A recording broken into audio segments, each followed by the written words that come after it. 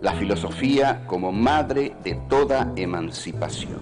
¿Por qué es Heidegger el más importante filósofo del siglo XX? Hay nazismo en Ser y Tiempo, Domingo Faustino Sarmiento, y el libro más excepcional, Facundo, Civilización y Barbarie, el gran libro sobre América Latina. Y lo que dice Sartre en una de sus más bellas frases: un hombre es lo que hace con lo que hicieron de él. Foucault va a decir: el hombre ha muerto. Si se piensa en filosofía, lo que se piensa es la totalidad.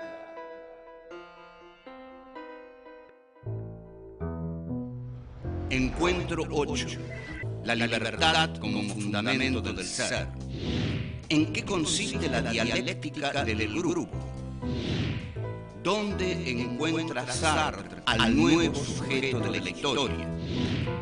¿Qué ocurre cuando un colonizado mata a un colonizador? ¿Por qué Sartre es el filósofo de la libertad?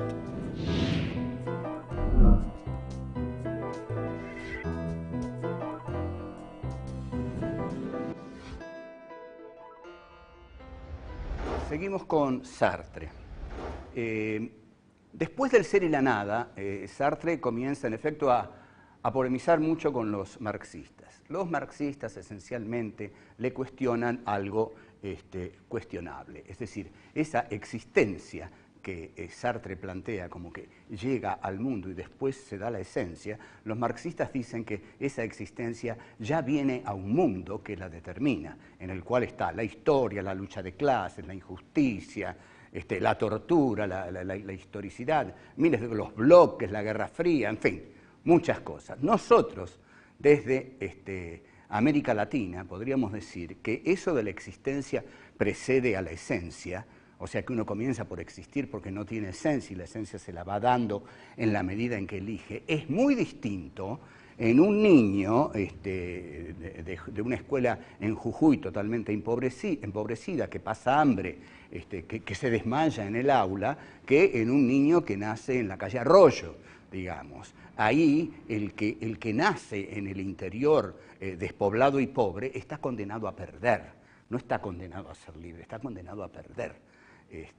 Vean una gran película de Buñuel, Los Olvidados. O sea que esta falta de estructuración material que presenta la filosofía de Sartre le fue muy bien señalada y él se propuso solucionarla uniendo el marxismo y el existencialismo en uno de los proyectos más fascinantes de la historia de la filosofía, que es la crítica de la razón dialéctica. Sartre sigue partiendo de la conciencia, pero ahora incorpora la materialidad, el mundo material, los condicionamientos del mundo material. Y la fórmula que dice es: partir de la conciencia no impide definir al hombre por su materialidad.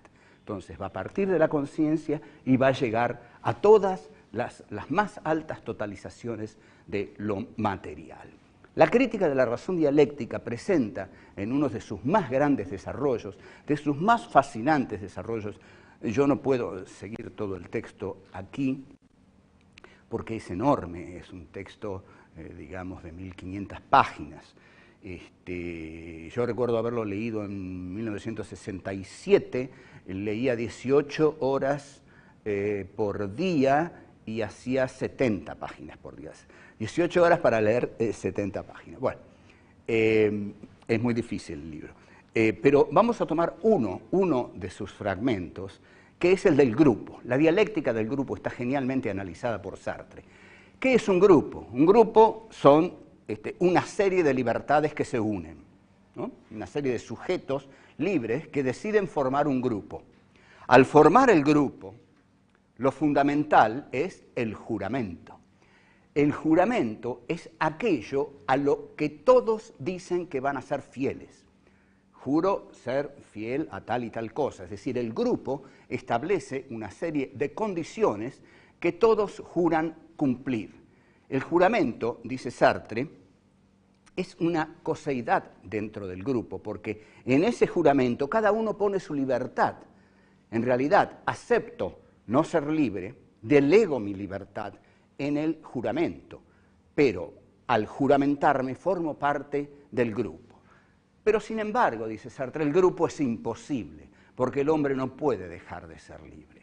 Y voy a tomar un ejemplo de las manos sucias. Por ejemplo, digamos que el grupo le pide a uno de sus integrantes que vaya a matar a Pedro Liniers, digamos. Tiene que matar a Pedro Liniers. Yo qué sé qué es Pedro Liniers. Alguien a quien el grupo necesita que lo liquiden. Le dan la tarea a Juan. Juan, como ha jurado ser fiel al grupo, va a cumplir con la orden. Y de pronto confiesa. A las 2, 3 cuadras, la orden me abandonó. A las 2, 3 cuadras la orden me abandonó y me encontré solo. Ya no tenía la orden. Ya no tenía la orden que hacía de mí un inocente. Tenía que decidir por sí mismo si lo mataba a Pedro Liniers. Cuando yo tenía la orden, era muy fácil, era la orden que me había dado el grupo. Pero como soy libre y estoy condenado a ser libre, la orden se me perdió. Esto es genial, está en un pasaje de Las manos sucias. La orden se me perdió, no supe dónde estaba la orden y entonces me encontré solo con mi libertad. Y ahí ya no supe si matar o no a Pedro Liniers. Y supe también que si lo mataba, la responsabilidad era mía, porque ya no tenía la orden. Entonces, la libertad de cada uno de los miembros va erosionando al grupo, porque el grupo no puede arrebatarle la libertad a nadie, aun cuando introduzca la figura del juramento. La libertad va a negar al juramento en el mismo momento en que a cada uno de los sujetos se le aparezca su libertad. Volvemos.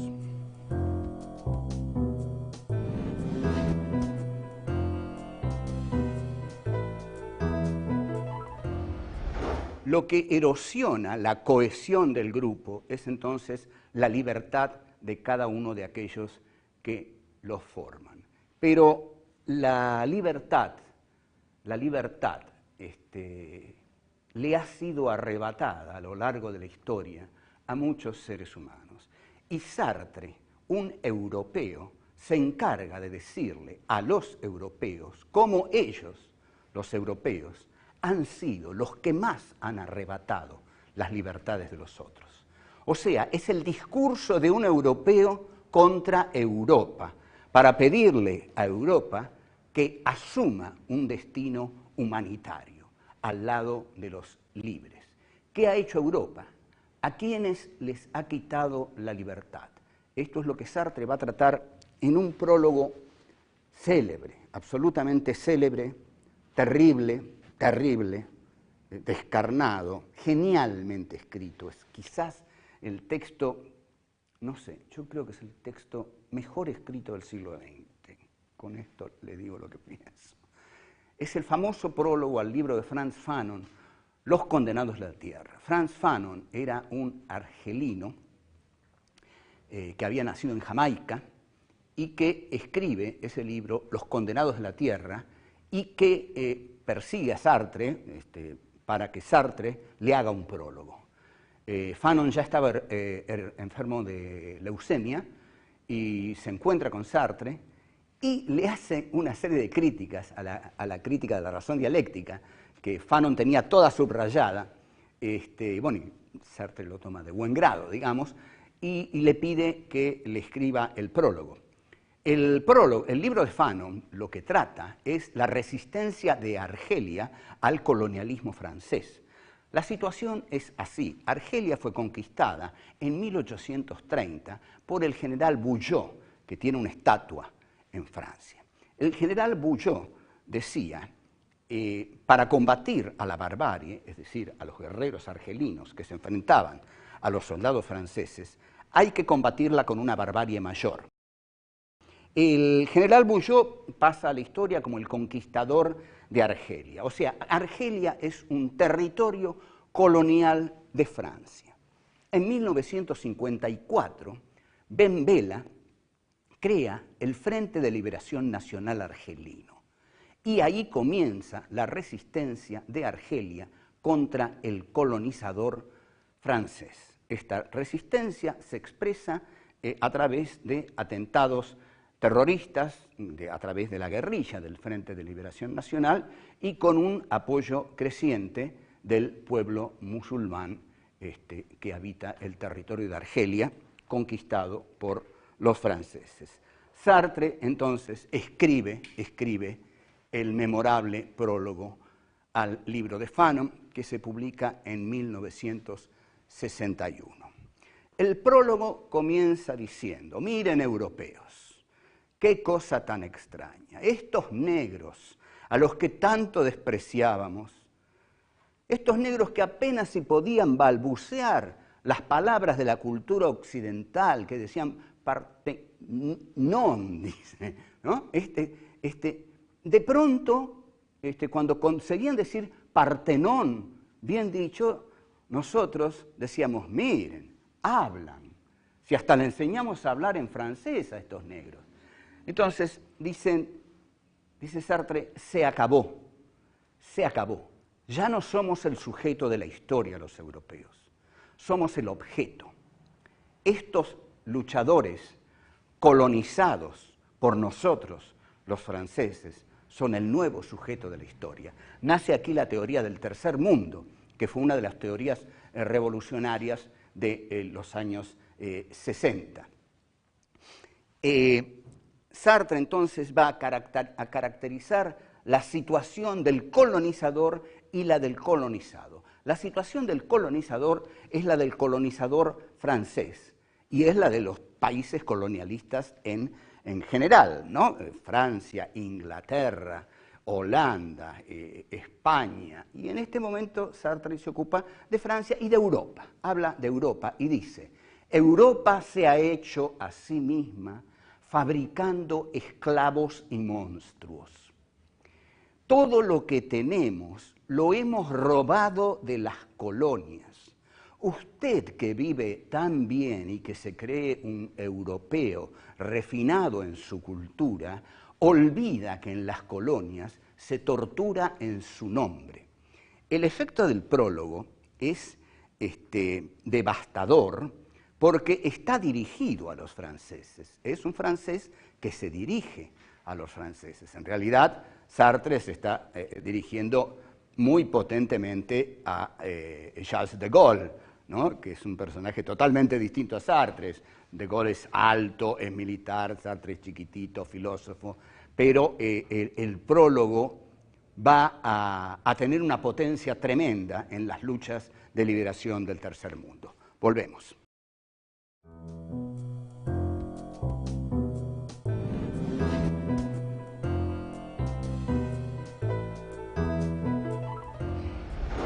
Sartre va a decir que para eso sirvió la razón europea, sirvió para fabricar esclavos y monstruos en las colonias. El sujeto europeo se hizo a sí mismo expropiando a los esclavos coloniales, al mundo colonial.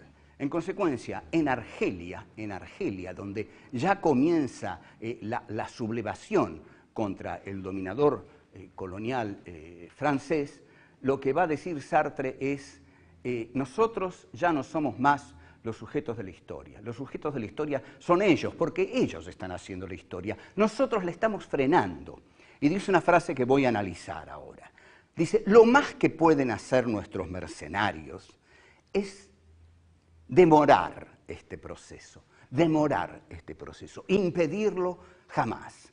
Gran error de Sartre, basado en la esperanza de la Revolución Cubana y de un momento, digamos que en América Latina comenzaban a darse los movimientos de la guerrilla de izquierda. Los mercenarios pueden hacer mucho más que demorar los procesos de libertad de los colonizados, pueden aniquilarlos. Lo que pasa es que Sartre creía también aquí que la historia tenía un devenir necesario. En esa época se decía mucho la frase, la historia marcha hacia el socialismo. que era una certeza que nadie sabía de dónde había salido, pero todos la decían, la historia marcha hacia el socialismo. En realidad no marchó hacia ahí, como todos sabemos. Ahora, Sartre dice, esta libertad de los colonizados, nuestros mercenarios, lo único que van a poder hacer es demorarla, porque es indetenible, ellos luchan por la libertad, y al luchar por la libertad, están luchando por el hombre, por el concepto del hombre, están luchando por la dignidad del hombre. Sartre, con este concepto de la libertad, es el único pensador que todavía puede fundar una moral, porque una moral solo puede fundarse sobre la libertad del sujeto. Si no somos libres, no podemos ser éticamente responsables. Incluso Roland Barthes, que es un enemigo de Sartre, dijo, el día que queramos volver a pensar en la posibilidad de una moral, vamos a tener que recordar a Sartre. Entonces, lo que Sartre dice es, los que están luchando por la libertad del hombre son los colonizados. Los colonizadores lo que están tratando es de aniquilarlos, de mantener el dominio de Europa en Argelia. Ahora, aquí empieza, dice una de sus frases más terribles, porque el tema del libro de Fanon es la violencia, Y Sartre dice, cuando un colonizado recibe su fusil, recibe su humanidad. Cuando un colonizado mata a un colonizador, nace un hombre libre y queda un hombre muerto.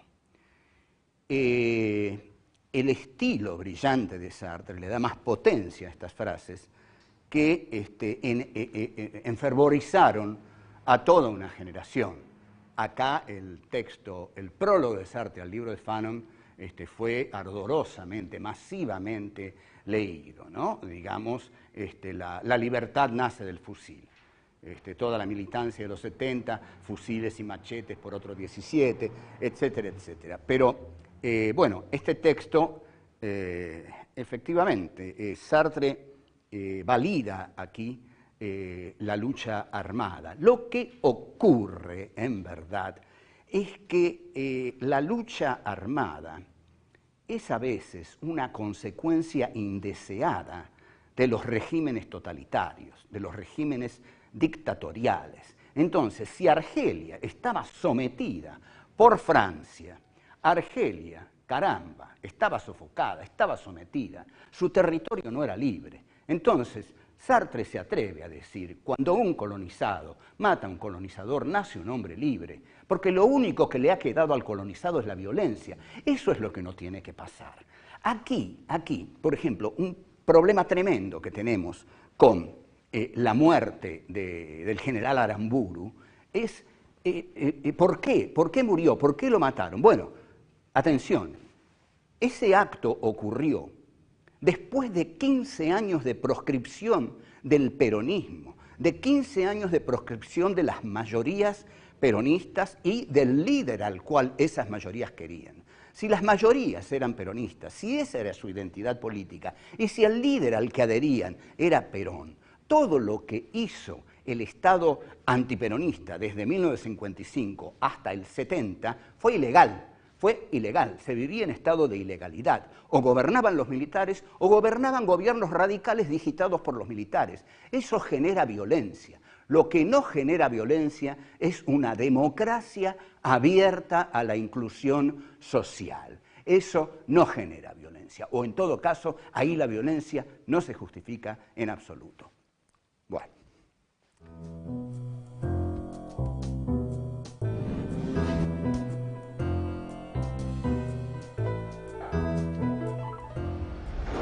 Los guerrilleros argelinos, en verdad, luchaban por su territorio ocupado por el colonialismo francés. Si los colonialistas franceses no hubieran ocupado el territorio argelino, no hubiera existido la violencia del Frente de Liberación Nacional. Lo que ocurre es que cuando un territorio o una sociedad es sofocada por una dictadura, Es muy posible que surja la lucha armada como resultado del sofocamiento de las instituciones, de los canales de diálogo que deben existir en una democracia. Esto es lo que pasó con, digamos, la guerrilla en la Argentina y la influencia del texto de Sartre hasta que llega el gobierno democrático de Cámpora. A partir de ahí, en la medida en que ese gobierno es democrático, la violencia no tiene justificación. Menos todavía cuando Perón, en 1973, gana con el 64% de los votos. A los 2 días, la organización Montoneras, dirigida por Mario Eduardo Firmenich, a quien yo llamo el nefasto, mata al sindicalista Rucci, que era fundamental en el esquema de Perón. ¿Cómo es posible que a 2 días de un pronunciamiento popular del 64%, alguien crea que tiene el derecho a cometer un asesinato? Esto sí es un asesinato. O sea, la violencia dentro de una democracia, como digo, inclusiva, que no margine, que no cree hambre, no tiene ningún sentido. Ahora, también es cierto que la democracia tiene responsabilidades profundas con aquellos que habitan en ella. Y su mayor responsabilidad, por supuesto, es la educación, la distribución del ingreso, que nadie pase hambre, que nadie sea un analfabeto, y posibilidades de trabajo para todos. Si la democracia no puede dar esto, y bueno, está fallando algo. Volviendo a Sartre, digamos que Sartre es el filósofo de la libertad y que la filosofía debe estar buscando siempre la posibilidad del acto libre. Porque cuando estudiemos Foucault, vamos a ver que Foucault analiza el poder, es un brillante analista del poder, e incluso larga una frase que es: donde hay poder, siempre hay resistencia al poder. Pero Foucault se pasa casi toda su vida analizando el poder y la resistencia al poder no la analiza nunca. Entonces, incluso sus alumnos le dicen: Michel, ¿dónde está la resistencia al poder? ¿Cuándo nos dice algo, maestro, de la resistencia al poder? Lo que pasa es que Foucault es el filósofo del poder, pero Sartre es el filósofo de la libertad. ¿Por qué no, entonces, combinarlos? Foucault describe magistralmente el poder, pero Sartre siempre habla de la posibilidad del acto libre, de la conciencia crítica, porque si no existe la posibilidad de nuestra propia crítica, de que en algún punto, pese a todas las determinaciones a las que estamos sujetos, pese a todos los condicionamientos, los medios de comunicación, los medios de comunicación, los gobiernos, la propaganda, la manipulación, Internet, todo eso, las clases sociales, el hambre, todo eso lleva al sujeto a un acorralamiento del sujeto, en el cual pareciera que no queda margen para su libertad. Sin embargo, siempre tenemos que tener la esperanza de que la libertad sea posible, que en algún punto ese sujeto se vuelve un sujeto crítico y dice: no quiero ser lo que están haciendo de mí, quiero ser algo distinto. Yo no acepto más lo que están haciendo de mí. Y entonces, ¿qué es lo que va a hacer? Se va a unir con otros, muy pocos que piensan esto, porque hay que tener mucha valentía para estar solo. Y bueno, va a buscar a los otros que piensan esto, y al hacer esto va a estar ejercitando la filosofía sartreana, porque la filosofía sartreana, al ser una filosofía de la libertad, es la filosofía que recupera y fundamenta la posibilidad del acto libre del sujeto. Entonces, cuando saca el sujeto de Europa y lo lleva a Argelia, lo lleva porque ve en Argelia una lucha por la libertad. Esa gente está luchando por su humanidad, y al luchar por su humanidad está luchando por lo mejor que podemos darle al hombre. El hombre o es libre o es esclavo de sus cadenas. O el hombre acepta sus cadenas o lucha por librarse de sus cadenas, por librarse de todo aquello que hace de él una cosa, una simple cosa que refleja el mundo de lo anónimo, como diría Heidegger, y su conciencia crítica lo lleva a, por ejemplo, apagar el televisor. Estos actos son ejemplificadores de la filosofía sartreana, que es una filosofía de la libertad. El sujeto es libre y, en consecuencia, el sujeto no acepta la enajenación, no acepta la esclavitud. Si hay algo que nos permite reivindicar a Sartre y traerlo hacia hoy, es justamente esta consideración de la praxis liberadora del sujeto libre, de la conciencia crítica frente a lo establecido, de la lucha contra la alienación y de la libertad entendida como libertad del sujeto que se elige a sí mismo y elige también el mundo en el que quiere vivir. Hasta luego.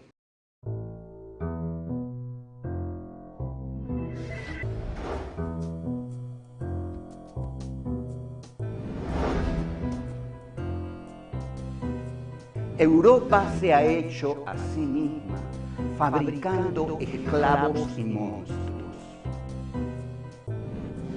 Cuando un colonizado mata a un colonizador, nace un hombre libre y queda un hombre muerto.